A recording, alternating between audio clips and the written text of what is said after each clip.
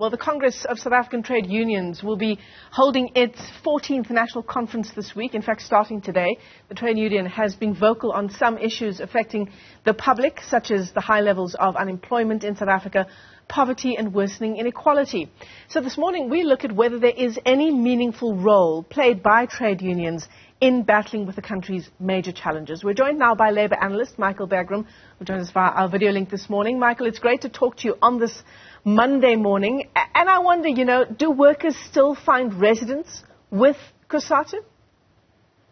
They certainly do, and it must be a player in the future. That being said, we've got enormous problems, and a lot of them have been caused by the trade union movement itself, and in particular Cassat. You've got to understand that with unemployment sitting at almost 50% and youth at probably close to 70%, we've got real problems. It's probably the worst you've ever seen in this country. It's been getting worse and worse every quarter, and we have a problem. And the problem is just this, that the majority of the Cassat membership sits in government jobs. They're working for the public sector, and we're about to embark upon probably what could be the biggest strike we've ever faced in this country. And one can't understand what this is all about in terms of that tripartite alliance. We have an alliance between Cassat and obviously the governing party, and the ANC are the biggest employers. If you're talking about government, they're the biggest employers, and they obviously govern to a large degree most of the Cassat membership. And I think the politics has become a real issue, and they're not worrying about workers' rights anymore. It's politics which is more important than anything else. Now, I don't understand it. I don't think anyone else in the country understands that we are facing an imminent strike against their own partners. And that could cripple our country to the extent that we're already on our hands and knees. We can't get much worse in terms of economically. We've just heard it on your news. And I don't know where we're going. And it is a shrinking workforce as well. So Cassat is fighting for its own life. The government can't actually give them what they need. And they've been offered 3%, and you've seen what's happened is they've already turned down that 3%. I can't imagine that people are going to accept that. And so I think the members are being used as cannon fodder. And Cassat has got no strike funds, so people will be standing outside with pickets and not earning. And we've had 2 years of COVID. Can you imagine where people are going to turn? They've got to go to loan sharks. It gets them into worse trouble. It's a real problem. And then if you go back to the knitting, what are trade unions supposed to do? They're supposed to represent their staff. Obviously, they don't represent the unemployed, which is a bigger problem. But we're seeing very little training. We're seeing very little shop steward expertise coming through. Everything that trade unions are supposed to do, we've forgotten about. And yet, I still say, as a Labour analyst, we have to have trade unions. We need that balance at the workplace. And so I'm hoping that today, at their conference, they have a very careful look at the tripartite alliance. It's got to break up. It's got to be put to bed. It's a historical thing. It's a dinosaur. We can't afford that anymore within the trade union movement. And we need to look at something out of the box. Look at job creation. Look at the enhancement of small businesses for the future of this country. And at the end of the day, let's have a look at that public service and say, well, they're earning more than the private sector, and 3% isn't a bad offer from government after all. I mean, you talk about the relevance of an organization like Cassat, Michael, and you say, as you started off our discussion this morning, you still believe in the relevance and importance of trade unions.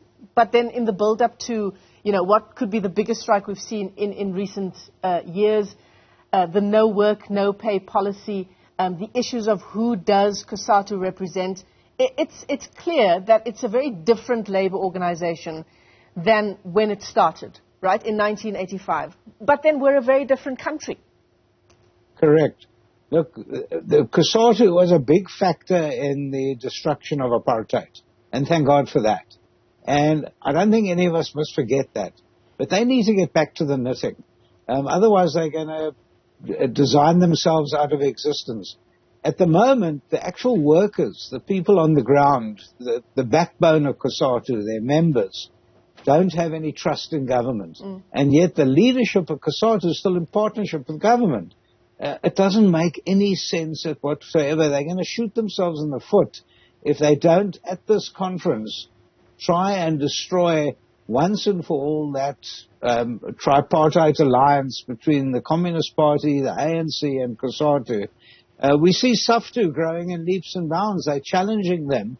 And as a union movement, Cassat needs to get back to that knitting. They need to get back to representing their members.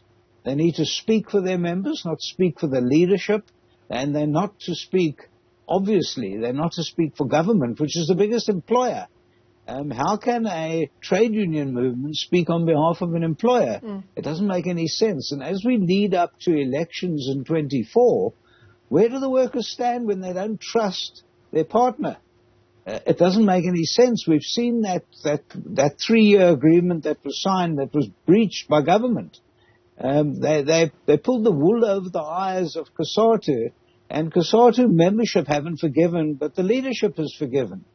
So I think the leadership has pulled apart from their own members, and we need new leadership. We need them to break that alliance, and we need the leadership of Cassat, the new leadership, to say we can't be in bed with an employer, and also to say that we must represent our members. We mustn't represent politicians.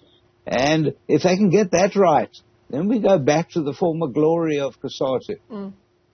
I mean, it's a conflict of interest of the highest order, what you've just described there. And what you're calling for, Michael, to break that tripartite alliance, how likely is that in a context where one of the items on the agenda is getting a clear mandate from workers on who to back in December with the ANC's elective conference?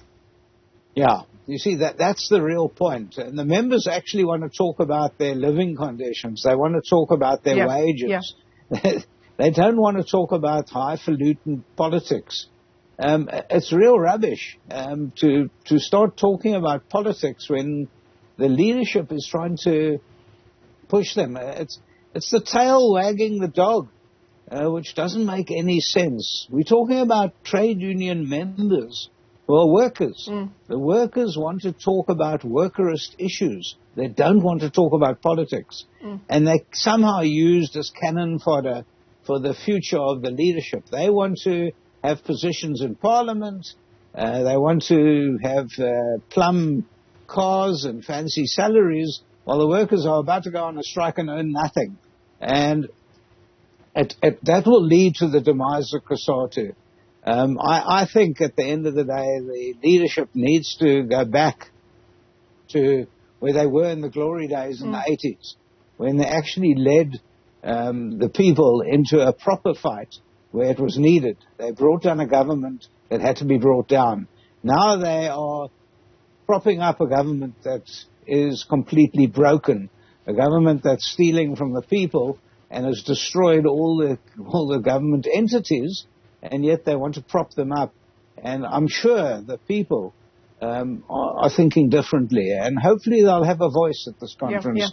Hopefully the workers will speak up. Yeah, absolutely. Hopefully these real bread and butter issues are top of the agenda. Michael Bagraim, thanks very much for coming on and telling it like it is. Cassat bracing for its 14th Congress kicking off today.